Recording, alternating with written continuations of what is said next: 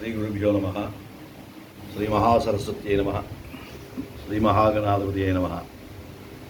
Sigma spiritual ఛానల్కి శుభాభినందనలు. ఈ యొక్క ఛానల్ ఈ ఆధ్యాత్మికంగా అయితేనేమి అనేక రంగాలలో ఇప్పుడున్నటువంటి కాలమాన పరిస్థితులను బట్టి మానవాళికి మానవ వనరులకి ఎంతో ఉపయోగపడుతున్నటువంటి ఈ యొక్క సిగ్మా స్పిరిచువల్ ఛానల్ని విశ్వవ్యాప్తంగా దినదిన అభివృద్ధి పొందాలనేటువంటి ఆకాంక్షిస్తూ మా గ్రామ అమ్మవారి తరపుని ప్రత్యేకంగా ఆశీస్సులు ఇస్తూ, నా పేరు భాస్కర భట్ల జగదీశ్వర శర్మ గారు. మాది అంటే చెప్పాలి అంటే సత్యవర అగ్రహారం. ఈ అగ్రహారం చరిత్ర అంతా కలిపి ఈ చరణాంబిక అంటే పాదాలమ్మ అని అప్పటి నుంచి ఇప్పటి వరకు అనుకుంటున్నది.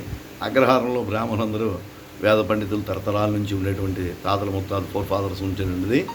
అందరూ వేద పండితులు కాబట్టి మాకున్న పరిజ్ఞానంగా ఆ పాదాలనే శరణాలు, ఎవరో పామర్లు అన్నది వేరు, మేము అనేది వేరు, కానీ అందుకు శరణ అమ్మ అంబిక అనే నామధేయం పెడుతూ ఆమె యొక్క స్పృహని నాకు కనిపించే రూపాన్ని ఈ విధంగా ఆవిడ్ని డిజైన్ చేయడం జరిగింది.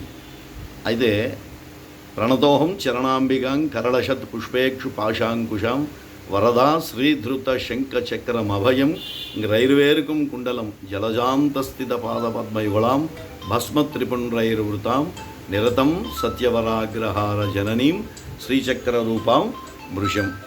ఇలాగా అమ్మవారి నుంచి ఆవిడ యొక్క పుట్టుకతోనే ఆవిడ యొక్క రూపం మా ఇంటి ఆడబడుచని, ఆవిడ పేరు సత్యవతి అని, ఆవిడిచ్చిన వరమే ఈ అగ్రహారంగా ఉందని, ఇది సత్యవర అగ్రహారంగా పేరు పొందినటువంటి ఆమె చరిత్ర ఎన్నో రకాలుగా చెప్పుకుంటుంటారు. పూర్వం ఏమిటంటే గ్రామాలలో హరిజనులు అంటే వీళ్ళు అంటవర అనేవారు కారు, అంటే ఎక్కడో మూల నుండి ఆ వీరి చివరో అక్కడ ఉండాలనేటువంటిది కాదట. వారు గ్రామానికి కాపలాదారులు. గ్రామానికి ఇలాంటి గతంలో వచ్చిన ప్లేగు వ్యాధి, ఇలా కలరా, ఇలాంటి వాటిల్లో వాళ్ళ పాత్ర ఎక్కువగా గ్రామాల చుట్టూ పారిశుధ్యాన్ని, ఈ స్వచ్ఛ భారత్ ఇవన్నీ మనం అనుకుంటున్నాం. అప్పుడే వాళ్ళు ఇవన్నీ కూడా చేస్తుండే, గ్రామాన్ని రక్షించేవారట ఏ ఇతి బాధలు లేకుండా. అలాంటి సమయంలో కలరా, ప్లేగు వ్యాధుల్లో చంటి పిల్ల అంటే నవ వత్సరాలు అంటే 9 సంవత్సరాలు కలిగినటువంటి బాలిక ఆ యొక్క హరిజన వాళ్ళలోకి వెళ్ళి, నేను అమ్మవారిని, నాకు ముర్రాట్లు పోయండి, అలాగే హారతులు ఇవ్వండి, అలాగే ఈ యొక్క బలులు ఇవ్వండి, ఇవన్నీ అడుగుతుంటే అప్పటికి అనాగరికత పరిస్థితి కాబట్టి ఎప్పుడో 1800లో అప్పట్లో అందరూ అనాగరికత, దేవుడు అంటే భయభక్తులతో ఉండేటువంటి పరిస్థితి. ఆ పిల్లకి అయితే ఇక్కడైతే వాళ్ళు జడిచి ఏం చేశారు, ఈ బ్రాహ్మణుటువంటి అగ్రహారం మెయిన్ వీధిలోకి తీసుకొచ్చి వీరైతే అమ్మవారితో మాట్లాడుతుంటారు.